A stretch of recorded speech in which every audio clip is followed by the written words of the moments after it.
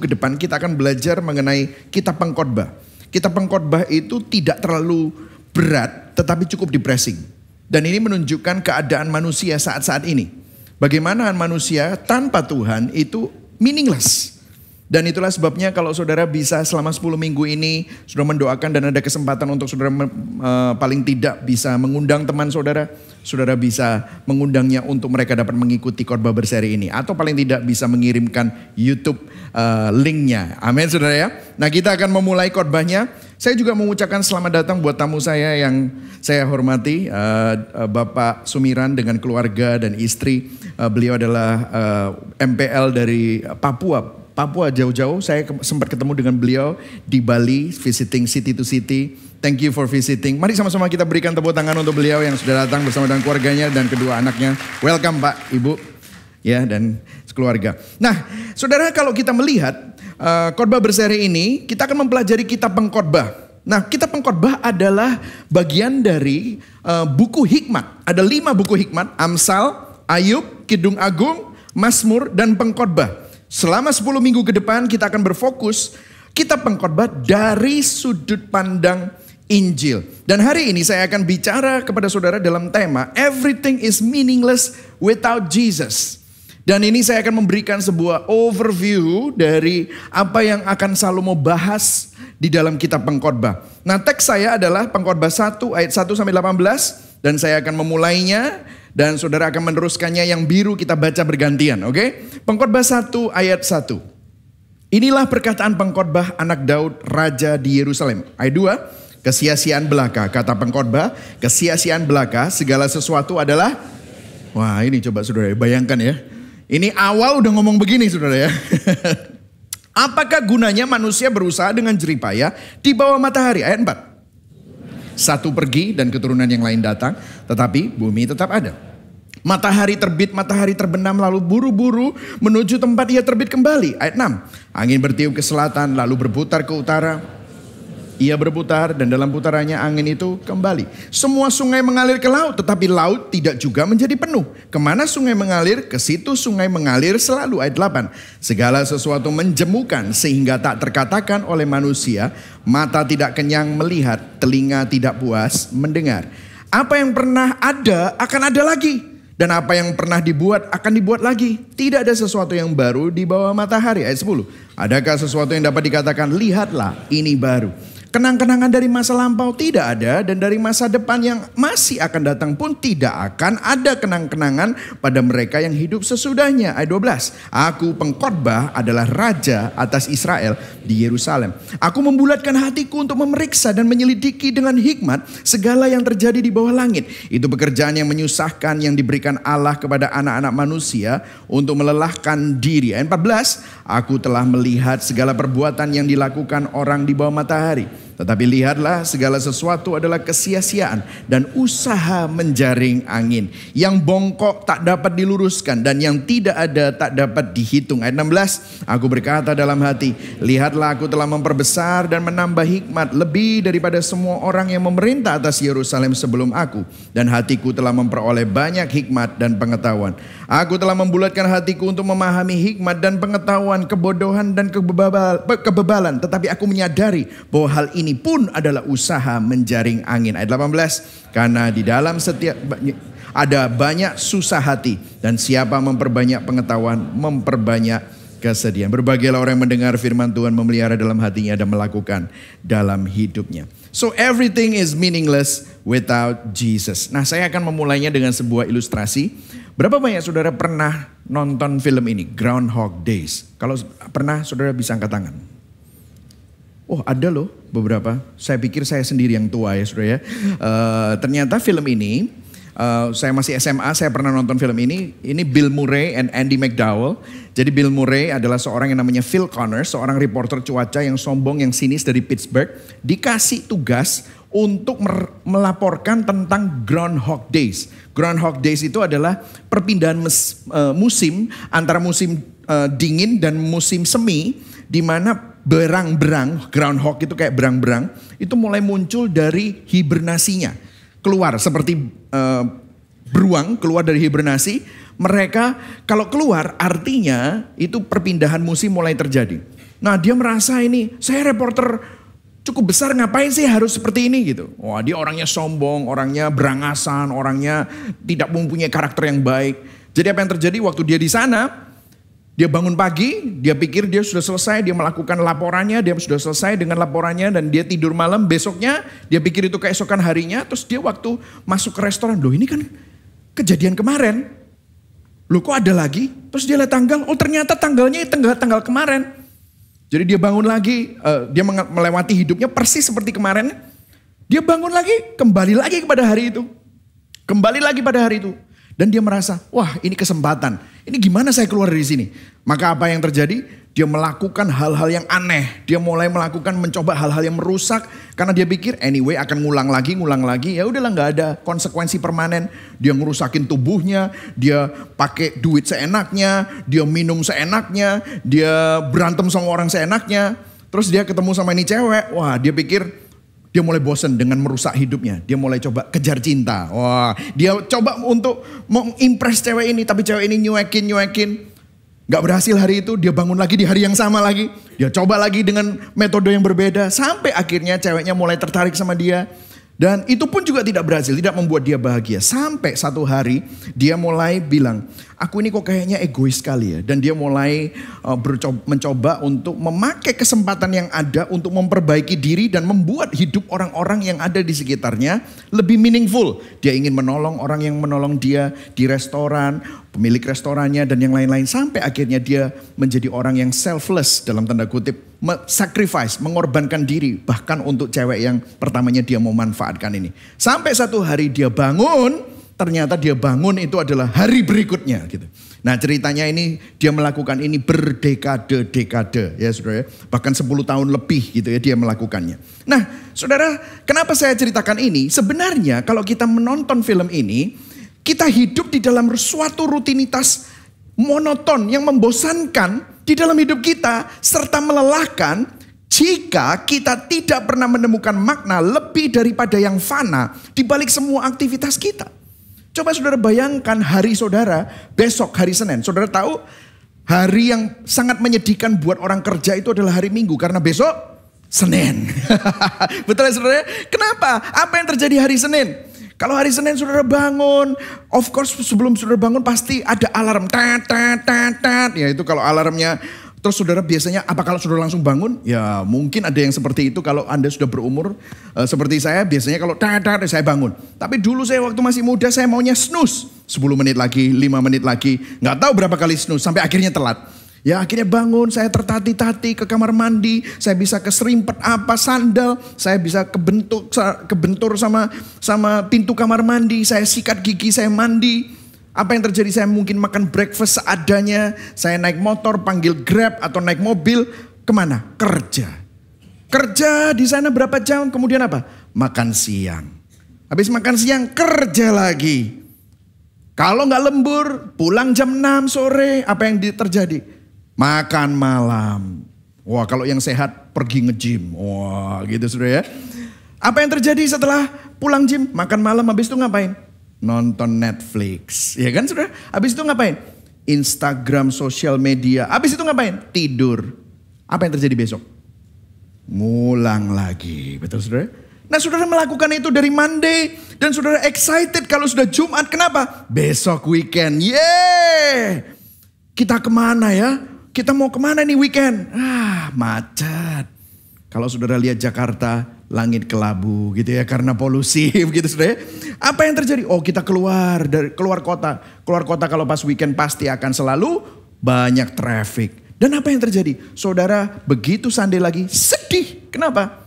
Senin ngulang lagi semua. Dan saudara lakukan ini bertahun-tahun. Apa yang saudara kejar? Apa yang saudara perjuangkan? Saudara kerja begitu susah untuk mengumpulkan uang. Supaya apa? Bisa beli rumah, bisa nikah. Kalau udah nikah kita mengumpulkan uang. Supaya nanti bisa memperbesar rumah. Jadi dari 100 meter jadi 200 meter atau 300 meter. Naik 100 meter persegi. Banting tulang, mengorbankan keluarga, mengorbankan kesehatan. Ya, demi anak-anak supaya bayar sekolah. Apa yang terjadi? Saudara jadi tua, anak-anak sudah besar. Apa yang terjadi? Saudara jadi tua, anak-anak sudah menikah, saudara sakit, mati. Is that it? Is that life? Apakah hanya itu kehidupan?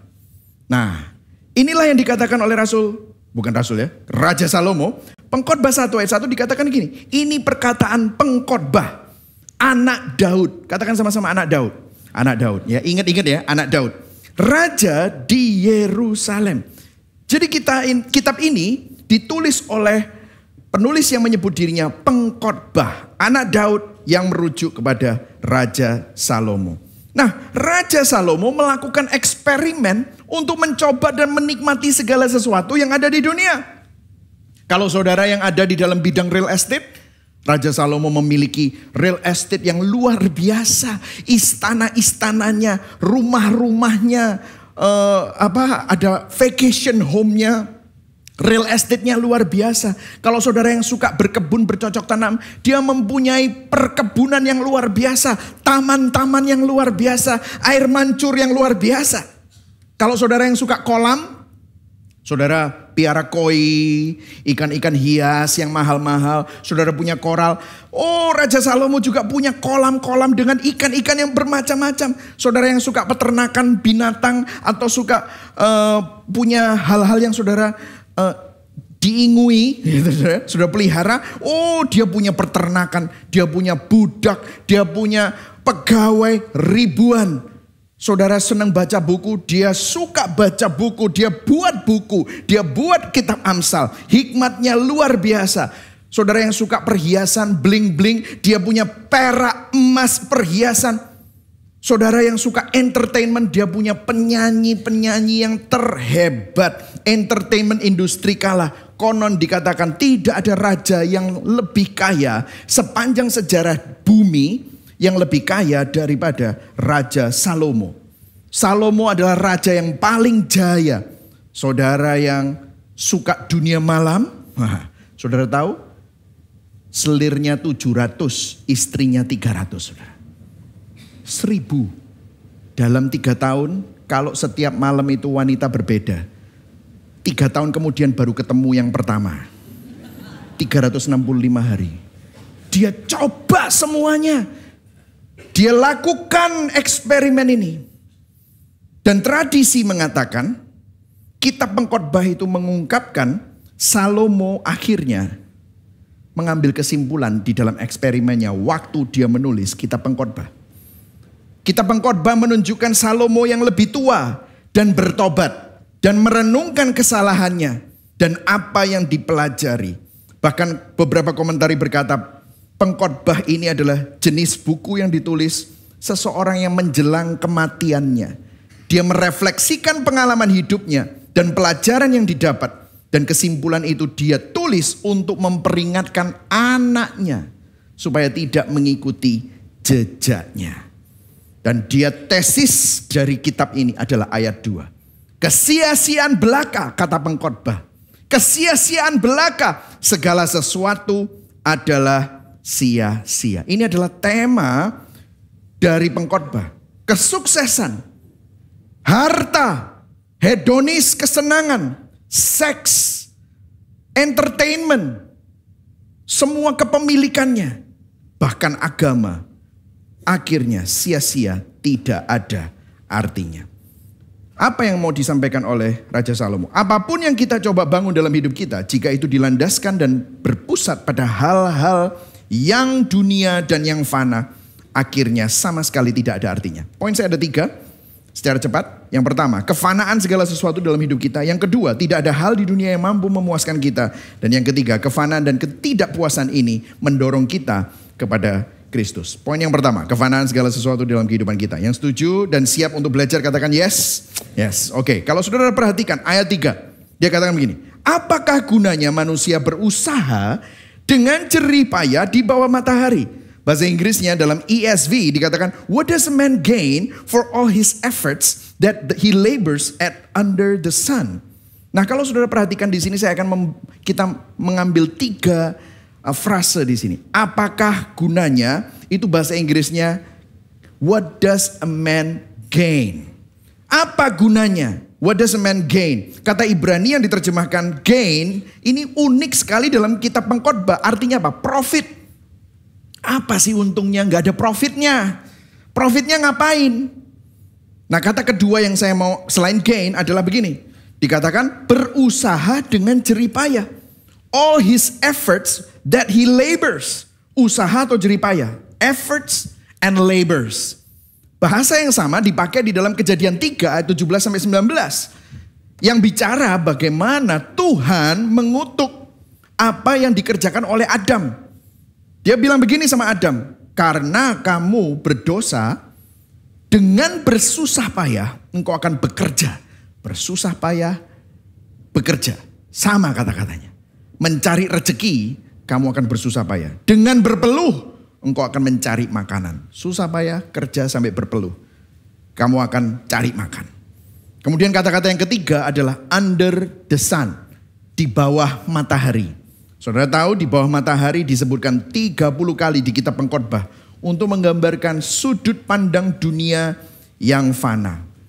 Nah saudara, saya masih ingat ya dulu waktu saya masih sekolah itu. Waktu di college di Amerika itu ada orang yang jual t-shirt seperti ini. He who dies with the most toys wins. Wah gitu ya. Orang yang mati dengan mainan yang terbanyak itu cuan. Nah, itu bahasa Surabayanya ya saudara. Orang yang mati dengan harta yang paling banyak, mobil sport yang terbanyak, pengalaman yang paling mengesankan itu, wah menguntungkan hidupnya. Saya dulu punya bos ya di sebuah corporate, saya pernah kerja di sebuah corporate gitu ya. Orang ini ya saudara, dia itu pinter ski, senang ski, bungee jumping, pernah nyetir helikopter, pernah lompat dari helikopter dari pesawat itu pakai parasut. Wah dia punya mobil sport, dia punya truk, wah dia senang naik kapal, dia coba segala sesuatu. Saya sampai bilang, wih kamu ini hobinya banyak banget ya. Wah. Kenapa sih kamu kok senang banget dan senang adrenalin junkies gitu. Terus dia gak punya anak. Dia hanya sama istrinya tetapi dia tuh senangnya tuh hal-hal yang wah mengerikan, ngeri-ngeri sedap gitu dia paling senang. Dia bilang, terus saya bilang, kamu kok bisa kayak gini ini apa sih? Terus dia bilang, you wanna know my philosophy? Wah dia tunjukkan filosofinya dia. You know, I only live once. Oh ternyata dia penganut YOLO, you only live once gitu ya. If I have not tried, aku mendingan coba semua. Aku coba semua. Aku mau minum apa tak minum. Aku mau nyedot apa tak sedot. Dia bilang gitu. Aku mau ngapain tak sikat gitu. Sehingga aku sudah coba semua. Aku udah punya semua hal. Sehingga kalau aku mati, somebody will say, I live a kick-ass life. Dia bilang gitu. Aku itu hidupku ini sangat orang lihat. Wah seru banget. He who dies with the most toys wins. Betapa menyedihkan saudara filosofi hidup orang seperti itu. Tentu saja Kristen fundamentalis tidak terima dengan t-shirt seperti ini. Dia bikin t-shirt tandingan saudara. He who dies with the most toy still dies gitu saudara. Orang yang mati dengan mainan terbanyak ya tetap aja mati gitu. Terus udah gitu bawahnya tidak perlu takut mati gitu ya. Yang satunya jangan takut mati karena hidupmu di dalam Kristus gitu ya. Saya nggak tahu apakah ini t-shirt bisa membuat orang bertobat atau malah marah gitu ya saudara ya. Tetapi saudara coba kita pikirkan. Perkataan hikmat Salomo di Pengkhotbah ini banyak benarnya saudara. Hidup kita ini ngapain? Kalau tidak ada life after death. Kalau tidak ada kehidupan setelah kematian. Semua pekerjaan, pendidikan, kita kejar cinta. Kalau sudah dapat cinta, bosan sama cinta itu, kita kejar affair supaya dapat cinta yang lain. Kita kejar karir, kita kejar pencapaian, kita kejar kekayaan. Mau punya rumah berapa, di negara mana, mau punya mobil apa, di negara mana, dimanapun saudara mau punya. Pada akhirnya, kalau saudara mati, itu semua tidak bisa dibawa mati. Makanya perkataan hikmat Salomo di Pengkhotbah ini dikonfirmasi oleh Yesus di kitab Markus. Ayo baca sama-sama, ini adalah versi BIMK, bahasa Indonesia yang mudah dibaca ya saudara. Kita baca sama-sama, 1, 2, 3. Apa untungnya bagi seseorang kalau seluruh dunia ini menjadi miliknya tetapi ia kehilangan apa? Hidupnya. Ayat 37, dapatkah hidup itu ditukar dengan sesuatu? Jadi Yesus pun juga bilang semuanya sia-sia jika hanya hidup ini saja yang ada. Lalu apa nilai permanen dalam hidup kita? Karena tidak ada yang permanen.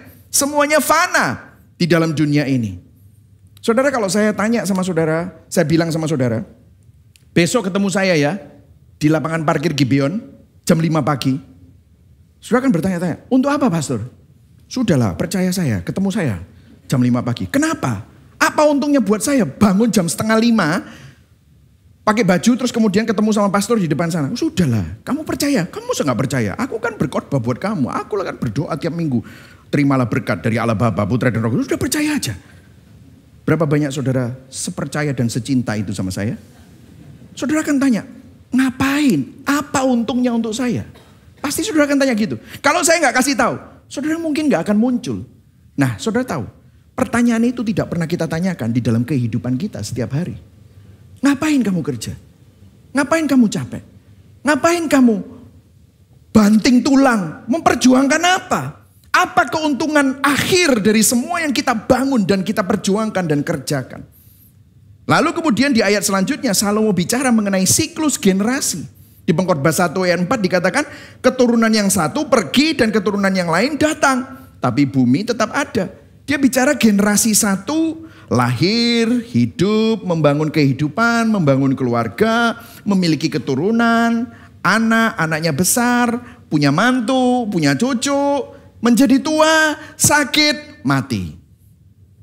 Anaknya juga begitu, cucu kan, cucunya yang sudah meninggal, menjadi besar, menikah, punya cucu lagi, dia menjadi tua, sakit, mati.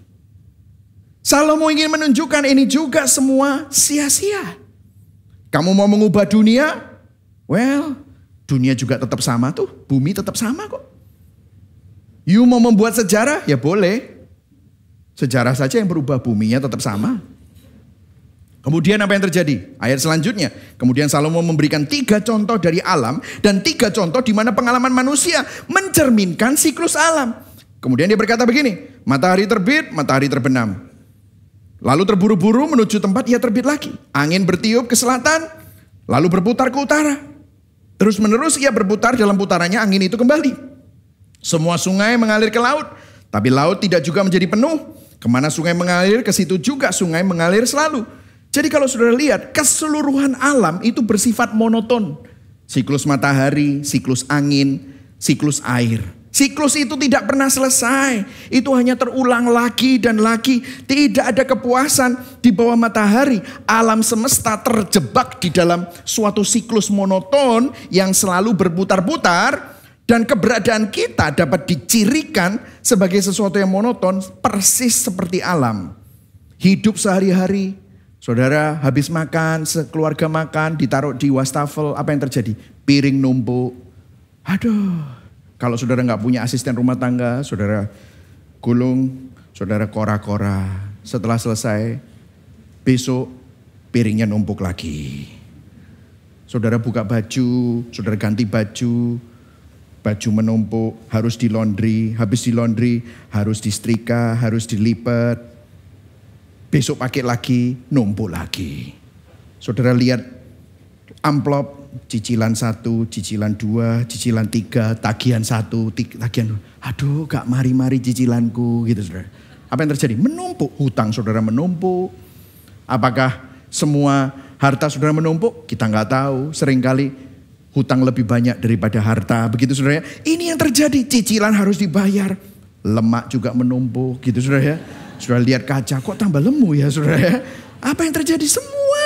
Ini semua. Saudara lihat rambut lebih panjang. Nanti tiba-tiba loh rambutku kok banyak yang putih ya. Oh kenapa kok sekarang aku sudah mulai keriput-keriput ya. Kenapa kok sekarang pipiku mulai melorot ya saudara. Apa yang terjadi? Semuanya itu seperti siklus. Saya pernah dengar seorang motivator yang berkata kalau Anda bosan, cobalah sesuatu yang baru. Lah gimana kalau kita bosan dengan istri? Gimana kalau saudara bosan dengan suami, dengan anak? Apakah saudara bisa dapat anak baru, istri baru? Ya bisa. Apakah ada jaminan bahwa semua itu nanti tidak membosankan dan menjemukan pada akhirnya? Pekerjaan baru, hobi baru. Apakah itu bisa memuaskan hati kita? Makanya di ayat yang ke-8 dikatakan begini, segala sesuatu menjemukan sehingga tak terkatakan. Mau cerita apa? Kumpul-kumpul cerita sampai bingung mau cerita apa? Bosen. Baca buku apa? Kata-kata orang hikmat, filosofi apa? Baca aja semua. Bosen. Sampai dikatakan mata tidak kenyang melihat. Berapa banyak di sini saudara nonton Netflix? Semua movie sudah ditonton di Netflix. Bosen. Saudara beli Prime Video, saudara beli Disney Hotstar, beli saudara HBO, Hulu, apalagi. Kok saya tahu semua ya saudara. Jangan-jangan itu saya gitu saudara. Ayo saudara lihat, bosen, mau nonton apa lagi? Saudara nonton, mau ikut nonton? Wis liat. Saudara, karena apa? Saudara punya yang ilegal itu saudara tonton semua, saudara nonton filmnya. Bahkan sebelum bioskop keluar saudara sudah tonton. Semua film di bioskop sudah kita tonton. Telinga tidak puas mendengar. Mau Spotify, mau Apple TV, mau Apple Music. Saudara sudah dengar semua. Dengarkan saudara. We always want more, but the cycle never ends. Kita selalu merasa kurang dan menginginkan sesuatu lebih, tapi siklusnya tidak pernah berhenti. Kita pikir kita butuh rumah baru, mobil baru, pergi ke tempat baru. Kita terus menunggu perubahan keadaan yang membuat kita bahagia. Siklus itu tidak pernah berhenti, terus berputar. Namun rasa bahagia itu tidak pernah kunjung datang. Rasa cukup itu tidak pernah kunjung datang. Kita pikir kita butuh penemuan baru, teknologi baru. Raja Salomo dikatakan begini. Apa yang pernah ada, akan ada lagi. Apa yang pernah dibuat, akan dibuat lagi. Coba saudara lihat fashion. Fashion zaman dulu sampai sekarang, ya mirip-mirip lah. Dulu cutbraynya besar, sekarang ya gak terlalu besar ya. Ada cutbray juga. Skinny jeans ya pernah. Celana model cingkrang-cingkrang gini ya pernah. Gitu saudara. Apapun yang pernah ada lagi. Tak ada sesuatu yang baru di bawah matahari. Adakah sesuatu yang dapat dikatakan, lihatlah ini baru. Nah saudara, saya pernah baca artikel, dibilang banyak yang protes, ada yang baru, buktinya mobil lu sekarang elektrik. Wah gitu kan, keren. Ya tetap aja, mau pakai kuda, mau pakai kereta, mau pakai mobil kuno, mau pakai mobil yang ada bensinnya, mau mobil hybrid, mobil elektrik. Ya itu kan mobil untuk bawa tempat A ke tempat B. Tidak peduli mobilnya apa, tetap aja itu alat transportasi. Kau sing baru, ya pancet saudara. Alistair Begg dalam bukunya Words of Wisdom berkata begini, mengenai teknologi. Kemajuan teknologi sebagai contoh tidak mengabaikan tanggapan Salomo. Ya, kita mendaratkan manusia di bulan. Tetapi waktu di bulan tidak ada yang manusia bisa lakukan di sana kecuali menatap kembali ke bumi. Api ya bumi. Ayo mulai gitu saudara. Coba saudara lihat. Jadi semua sama saja. Ini menunjukkan bahwa tidak ada yang baru. Kalau kita bisa bicara ayat 11, kenang-kenangan dari masa lampau tidak ada. Dari masa depan yang masih akan datang pun tidak akan ada kenang-kenangan pada mereka yang hidup sesudahnya. Jadi kalau saudara mau jujur ya saudara. Salomo mengatakan bahwa pada akhirnya tidak ada seorang pun di dalam dunia ini yang memiliki suatu larger than life eternity. Jadi maksudnya gini, tidak ada orang yang bisa diingat secara kekal. Oke lah mungkin buktinya Raja Salomo masih kita bicarakan sampai sekarang. Tapi berapa miliar, puluhan miliar manusia yang pernah hadir di dalam dunia. Lahir, mati. Yang kita ingat itu berapa gelintir saudara. Mau jujur ya, berapa banyak kita masih ingat kakek buyut kita. Coba. Papa saya itu pernah ngomong sama saya waktu dia masih hidup. Papa ini bingung. Karena dia kehilangan adiknya pada waktu dia masih umur 25 atau umur berapa. Dan papa mamanya juga meninggal dan ada kuburannya. Tapi dia, papa ini bingung. Kuburannya adiknya papa sama papa mamanya papa itu di mana? Saya cari di Kembang Kuning, kesasar, tidak tahu di mana. Dia bilang, bingung. Saya ketemu sama banyak orang, kamu masih ingat gak kakek buyutmu itu siapa? Gak tahu. Ulang tahunnya kapan? Gak tahu. Anaknya berapa? Ya salah satunya anaknya pasti ngkongku gitu. Tapi habis itu tidak ada yang lagi. Namanya siapa? Gak tahu. Coba saudara lihat. 30 3 generasi, 4 generasi kemudian, kita semua lupa, dilupakan. Saudara kerja mendedikasikan hidup saudara dari sebuah perusahaan. Saudara waktu pensiun dapat apa? Plakat. Dapat apa? Uang pensiun, pesangon. Habis itu apa? Ada orang lain yang gantikan posisi saudara. 10 tahun lagi, nama saudara nggak even ada di sejarahnya buku perusahaan itu. Dan kita banting tulang, kita perjuangkan karir kita. Dan kita pikir kita membuat sesuatu yang berarti.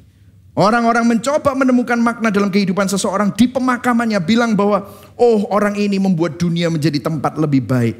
Namun sang pengkhotbah berkata, omong kosong. Karena gak ada yang merubah apapun. Itulah sebabnya Victor Hugo, seorang penulis yang menulis buku Les Miserables yang menjadi sebuah opera. Dia bilang, apakah kamu akan diingat ketika kamu berpulang? Apakah hidup dan matimu benar-benar ada maknanya? Mungkinkah hidupmu adalah suatu kebohongan besar? Wow. Sudah mulai depresi, saudara? Tapi ini yang dikatakan oleh pengkhotbah. Karena dia coba semuanya dan dia tidak menemukan kebahagiaan dan makna. Kemudian kita masuk dalam poin yang kedua. Nah di sini saudara, tidak ada hal di dunia yang mampu memuaskan kita. Karena apa begini? Salomo beralih dari apa yang dia amati dan dia alami kepada apa yang dapat kita pelajari dari pengalamannya. Dia memberikan kesaksian pribadi bahwa dia telah coba dan tidak ada yang memuaskan. Dia berkata begini di ayat 12. Aku pengkhotbah adalah raja. I'm a king. I'm not some theologian. I'm not historian. I'm a king. Aku punya otoritas. Aku coba semua atas Israel dan di Yerusalem. Dan saudara tahu pada waktu itu para raja-raja dari negara-negara lain itu datang untuk melihat kehebatan Raja Salomo. Untuk mengetes hikmat Raja Salomo. Ratu Sheba datang untuk ketemu dengan Raja Salomo. Dan dia bilang ayat 13. Aku membulatkan hatiku untuk memeriksa dan menyelidiki dengan hikmat segala yang terjadi di bawah langit. Itu pekerjaan yang menyusahkan yang diberikan Allah kepada anak-anak manusia untuk melelahkan diri. Dan ayat 18, ayat yang terakhir dari pembacaan kita. Baca sama-sama yuk. Ini sangat depressing. Ayo kita baca sama-sama. 1, 2, 3. Karena di dalam banyak hikmat ada banyak susah hati. Dan siapa memperbanyak pengetahuan, memperbanyak kesedihan. Orang-orang yang sekolah berkata, amin. Gitu. Ngapain aku sekolah? Bukan gitu loh ya saudara ya. Banyak dari kita berpikir kalau kita ada dalam banyak masalah, kita pikir yang kita butuhkan adalah kebijaksanaan untuk memecahkan masalah. Betul ya saudara? Tapi saudara lihat ayat 18.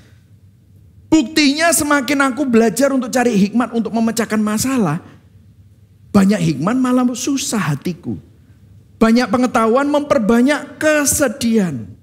Nah, Matt Chandler, salah satu seorang yang saya sering baca bukunya, dia mengkontraskan cerita Ayub dengan kitab pengkhotbah. Kemudian memberikan perenungan yang saya rasa baik untuk kita bicarakan hari ini. Dia berkata begini, orang-orang yang berada di dalam kondisi penderitaan seperti Ayub berpikir, saudara masih ingat Ayub ya? Kehilangan hartanya, kehilangan anak-anaknya, dia borokan, sakit, ya, ada bisul di mana-mana. Dia dalam keadaan yang parah.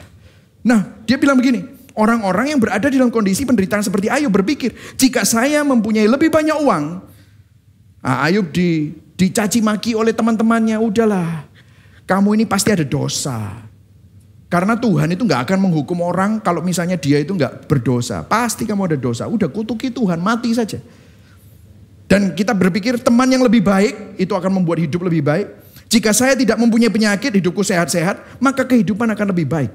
Namun Salomo adalah pria yang memiliki segalanya. Dia raja, kehidupannya tidak lebih baik.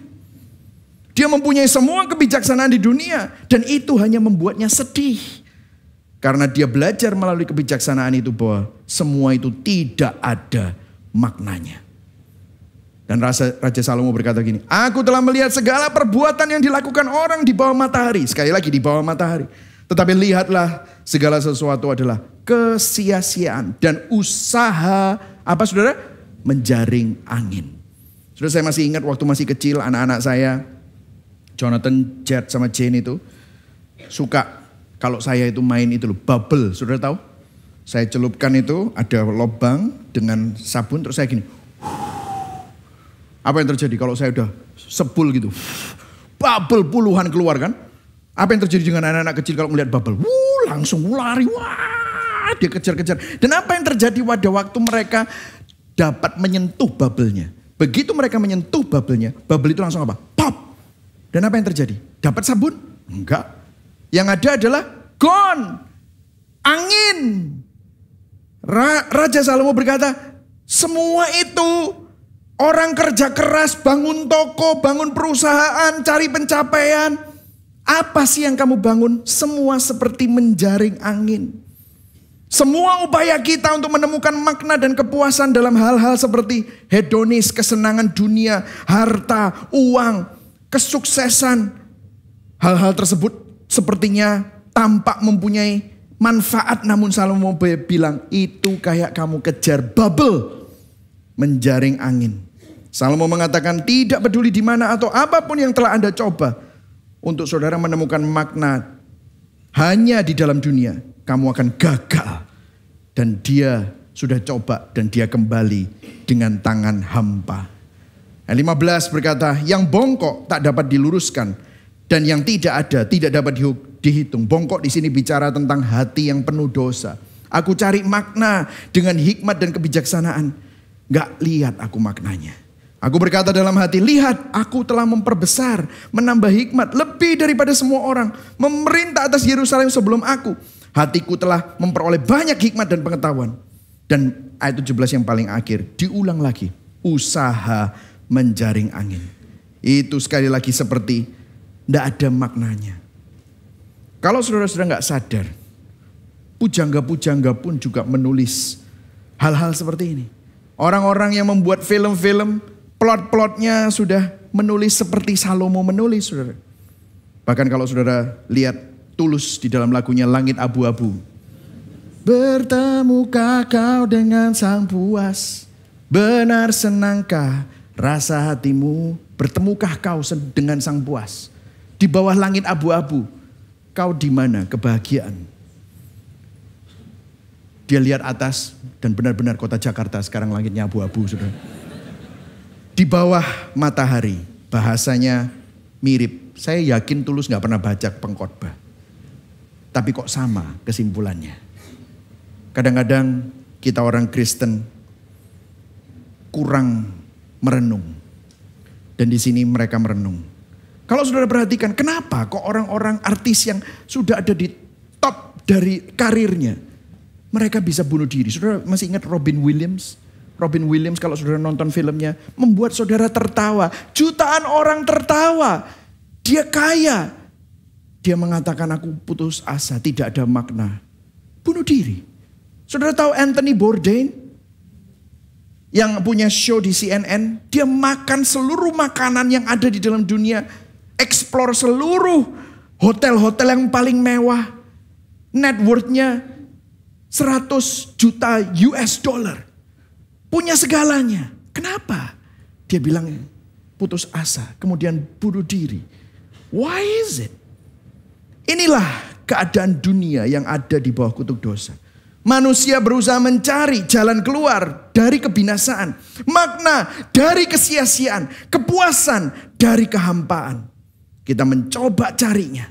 Tetapi justru semakin hancur dan frustrasi. Pengalaman menyenangkan. Kesuksesan pekerjaan. Hal-hal yang kita nikmati. Kita pikir itu akan memperbaiki yang rusak. Tetapi justru membuat kita semakin merasa hampa. C.S. Lewis di dalam bukunya Mere Christianity, dia berkata begini.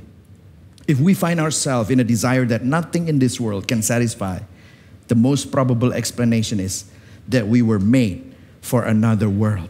Jika kita mendapati diri kita memiliki hasrat yang tidak dapat dipuaskan oleh apapun di dunia ini, penjelasan yang paling masuk akal, yang paling mungkin adalah kemungkinan besar kita diciptakan untuk dunia yang berbeda.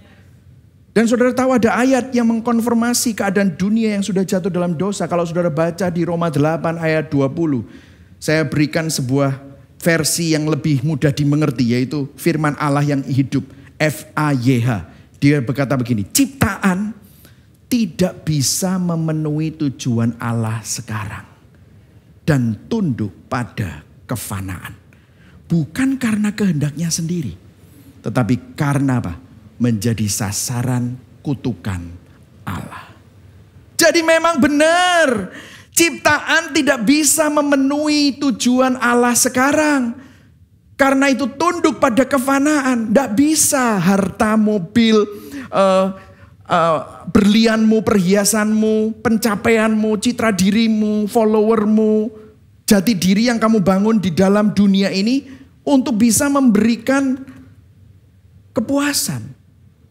Karena di dalam sini yang saudara butuhkan itu bukan itu. Dan sekarang semua yang saudara kejar itu menjadi sasaran kutukan Allah. Tetapi ada harapan. Saudara tahu kenapa kok di sini ditulis ada harapan? Tuhan mengizinkan kita merasakan semua kesia-siaan dengan suatu kehampaan. Karena yang kita rindukan dan dambakan sebenarnya hanya dapat ditemukan di dalam Tuhan. Kenapa kok saudara itu cari cinta? Saudara ingin dicintai. Saudara ingin mencintai. Kenapa kok film-film semua bicara tentang cinta? Dan tiap kali kalau ada cinta yang mengorbankan diri. Cinta yang selfless bukan selfish. Itu selalu memberikan kehangatan di dalam hati. Karena yang sebenarnya saudara dambakan bukan cinta manusia yang berdosa. Tetapi cintanya Tuhan. Kenapa kok kita selalu cari makna? Pernah saudara ketemu kucing? Makna hidupku itu apa ya? Pernah ketemu sama? Saya punya anjing namanya Pinat. Gak ada dia. Makna hidupku itu apa ya? Yang dia cari kalau saya makan kates langsung dia. Wah, minta kates. Saudara. Saya makan mangga, dia minta mangga. Makna hidupnya hanya dapat makanan dari orang yang punya. Gitu, saudara. Gak punya makna. Tapi kenapa kok saudara cari makna? Karena sudah diciptakan untuk makna yang di luar dunia.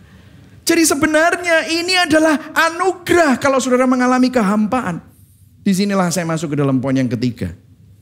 Saudara, kefanaan dan ketidakpuasan ini dimaksudkan untuk mendorong kita kepada Kristus. Karena begini, opsinya cuma ada dua. Saudara. Jika Tuhan tidak ada, maka segala hal yang kita kerjakan, perjuangkan di bawah matahari adalah kesia-siaan tanpa makna. Kalau begitu bos saya yang tadi saya bilang, betul. He who wins with the most toys wins.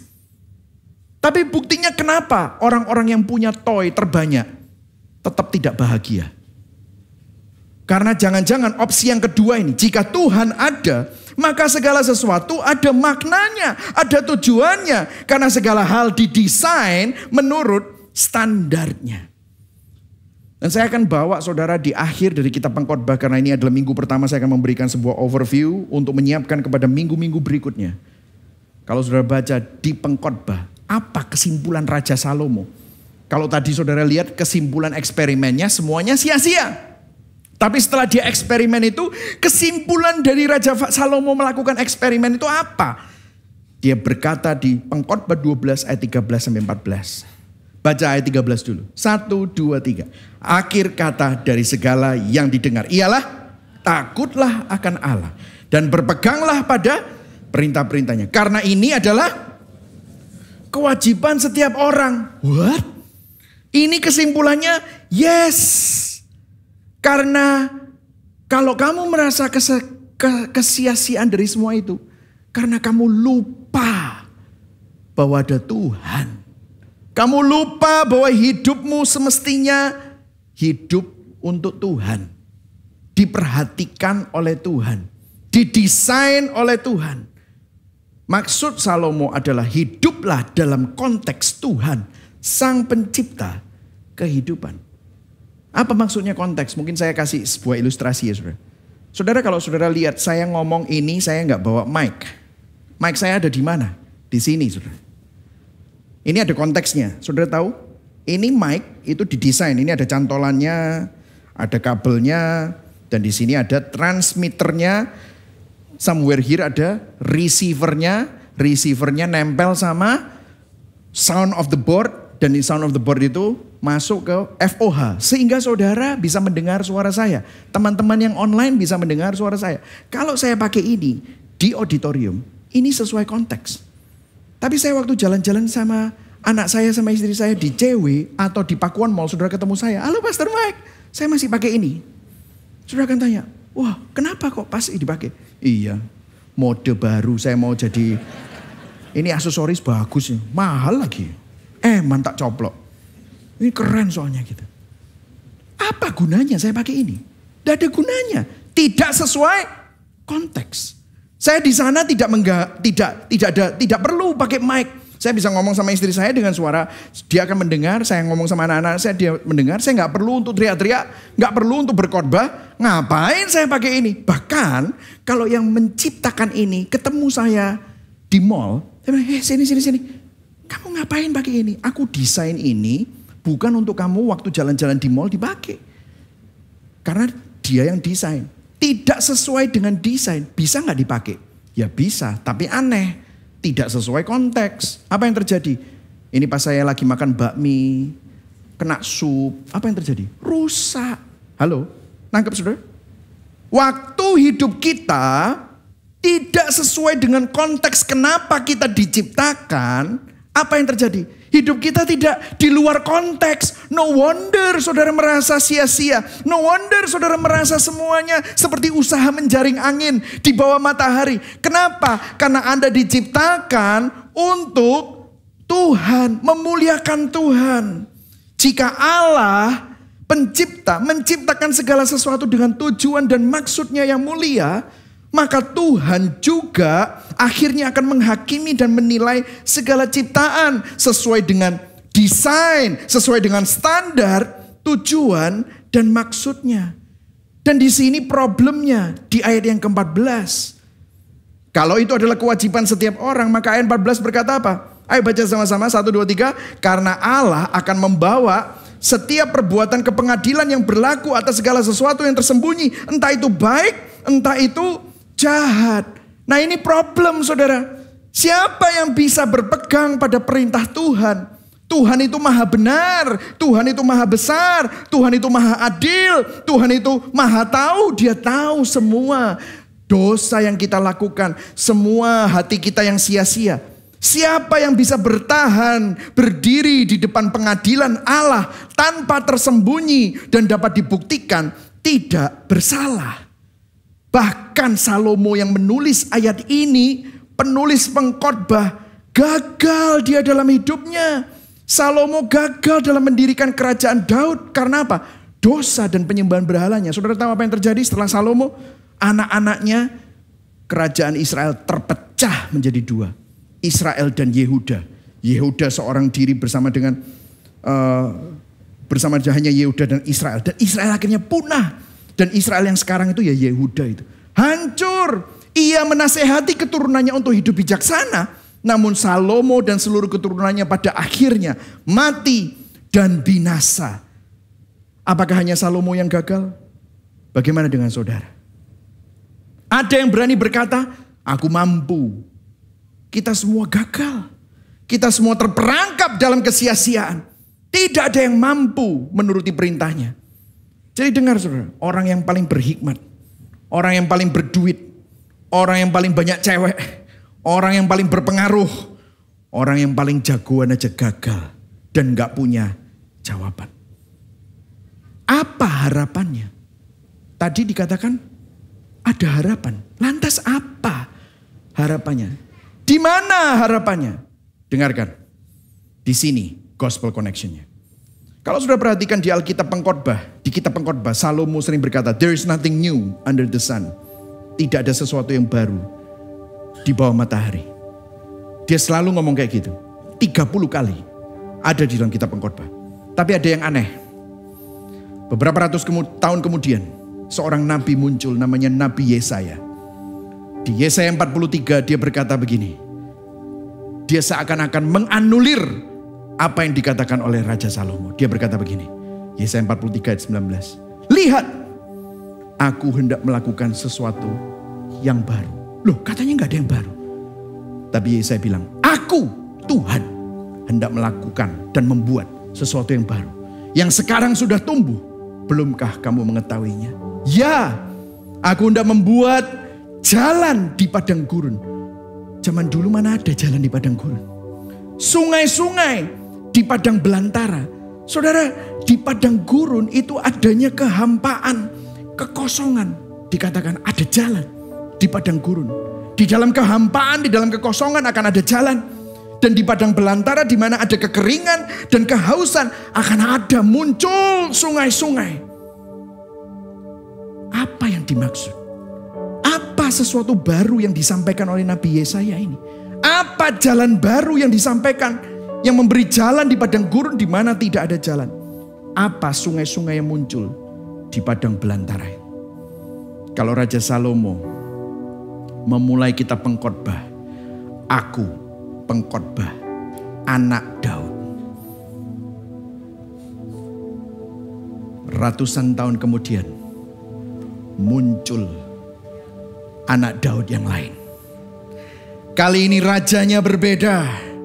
Raja yang rendah hati, raja yang sangat kaya. Namun raja itu tidak tinggal di dalam kemewahannya yang mulia. Raja itu lahir bukan di kota terbesar. Raja itu lahir di kota terkecil namanya Bethlehem. Raja itu tidak lahir di istana. Namun raja itu lahir di kandang. Raja itu tidak sombong. Tapi raja yang rendah hati. Yang merendahkan dirinya untuk menjadi hamba. Bukan untuk dilayani. Tetapi untuk melayani. Raja yang mencuci kaki murid-muridnya. Bahkan orang yang mengkhianati dia, Yudas, dia cuci kakinya. Raja yang benar dan layak jadi hakim. Tapi raja itu dihakimi, divonis bersalah. Raja itu bukan cuma hanya memberikan jalan baru. Tapi raja itu berkata, akulah jalan. Akulah kebenaran. Akulah hidup. Di mana hati kita penuh kehambaan, di mana hati kita penuh kekosongan seperti padang pasir. Raja itu bilang, kalau kamu percaya sama aku, akulah jalan. I will give you a way di dalam kekosonganmu dan kehampaan. Raja itu bukan hanya membuka jalur sungai yang baru di padang belantara, tetapi raja ini berkata di Yohanes 4, akulah air hidup. Barang siapa minum air di dunia ini, ia akan haus lagi. Tapi barang siapa minum air yang kuberikan kepadanya, ia tidak akan haus selama-lamanya. Sebaliknya, air yang kuberikan kepadanya akan menjadi mata air di dalam dirinya yang terus-menerus memancar sampai kepada hidup yang kekal. Seringkali kita minum air di dunia ini, makanya kita selalu haus di dalam kekeringan, di dalam kekosongan. Yesus berkata, akulah air hidup. Dan kalau kamu minum aku, dalam hatimu akan muncul mata air yang akan menjadi sungai yang tidak akan pernah berhenti. Raja ini membayar harga yang sangat mahal untuk memberikan kita yang berdosa memiliki hidup yang baru. Apakah ada hal yang baru di bawah matahari? Ada. 2 Korintus 5 ayat 17 berkata, barang siapa yang ada di dalam Kristus, dia adalah ciptaan yang baru. Yang lama sudah berlalu, yang baru sudah datang. Saudara, bukan adalah improvisasi yang lama. Bukan. Saudara, bukan modifikasi yang lama. No. Saudara adalah ciptaan yang baru. Harga apa yang dibayar oleh sang raja ini? Dia yang tidak mengenal dosa jadi dosa, supaya kita yang berdosa mendapatkan kebenaran Allah di dalam Yesus Kristus. Inilah yang baru yang dibayar mahal oleh Tuhan kita. Berikan tepuk tangan buat Tuhan. Ini adalah kabar baik buat saudara dan saya. Saudara, kita pengkhotbah menyerukan problem kosmis yang tidak terselesaikan dan mendambakan raja yang lebih baik yang dapat menebus ciptaannya dan kefanaan dari kefanaan dan kutuk dosa. Siapa raja yang lebih baik itu? Yesus waktu berbicara dengan para orang Farisi dan orang Yahudi, dia membandingkan dirinya dengan Raja Salomo, raja terbesar, raja terkaya yang paling berhikmat yang menjadi kebanggaan orang-orang Yahudi. Dia berkata begini, Matius 12 ayat 42, terjemahan sederhana Indonesia. Tetapi lihatlah, walaupun aku yang lebih besar daripada Salomo ada di sini di hadapanmu, engkau tidak mau mendengarkan aku. Hari ini mungkin kita belajar dari Raja Salomo, tetapi saudara mendapatkan solusi dan memandang Yesus, Raja yang lebih baik dari Salomo. Yesus Kristus adalah Salomo, Raja yang sempurna, Yesus bukan hanya mengobservasi kefanaan, kesia-siaan dan kutuk dosa, tetapi Yesus menanggung kefanaan itu. Dia menanggung kesia-siaan itu. Dia menanggung kutuk dosa itu dengan jalan menjadi kutuk di atas kayu salib bagi saudara dan saya.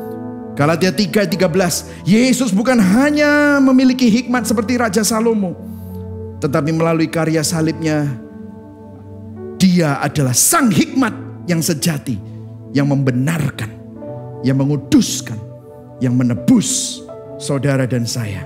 Tidak seperti Salomo, Yesus bukan hanya mengambil kesimpulan, tetapi Dia mengorbankan hidupnya. Dia memberikan hidupnya supaya saudara dan saya mempunyai kesimpulan yang berbeda dengan Salomo. Di dalam Kristus, hidup kita tidak sia-sia, tetapi hidup kita jadi bermakna. Yang setuju katakan amin. Kita tidak menjalani hidup takut dihukum, namun kita juga tidak sembarangan atau sembrono dengan segala sesuatu yang dititipkan Tuhan, Raja kita, dalam setiap aspek kehidupan kita. Pertanyaan reflektif kita sebelum kita tutup dalam doa. Konteks yang mana yang saudara hidupi? Hidup seperti apa yang kita hidupi setiap hari? Apa yang menjadi tujuan hidup kita? Apa yang menjadi motivasi dalam kerjamu, karirmu, keluarga, segala sesuatu yang ada dalam hidup kita? Apakah Tuhan menjadi bingkai dari kehidupan yang kita hidupi? Atau kita hidup di dalam kefanaan dan kesia-siaan? Mari sama-sama hari ini kita perlu bertobat. Kalibrasi hati kita untuk kita tidak lagi mengejar kefanaan dan kesia-siaan dunia. Pandang kepada Yesus yang sudah menebus saudara, menyelamatkan kita dari kefanaan dan kutuk dosa. Jati dirimu ingat, barang siapa yang ada di dalam Kristus, dia adalah ciptaan yang baru. Mari sama-sama kita bangkit berdiri. Saudara diberkati hari ini. Amin. Sebelum kita menyanyikan lagu Engkau Setia, chorusnya saja sebagai perenungan kita. Salomo berkata segala sesuatu sia-sia, namun karena Injil hidup kita memiliki makna mulia di dalam Kristus. Yang setuju katakan amin. Salomo berkata tidak ada yang baru di bawah matahari, namun karena Injil di dalam Kristus kita adalah ciptaan yang baru. Berikan tepuk tangan buat Tuhan. Wow, ini adalah kabar baik, amin. Salomo berkata mencari hikmat memperbanyak kesedihan dan usaha menjaring angin, namun karena Injil ada sukacita, ada kepuasan dan damai sejahtera di dalam mengenal pribadi Kristus, sang hikmat. Amin.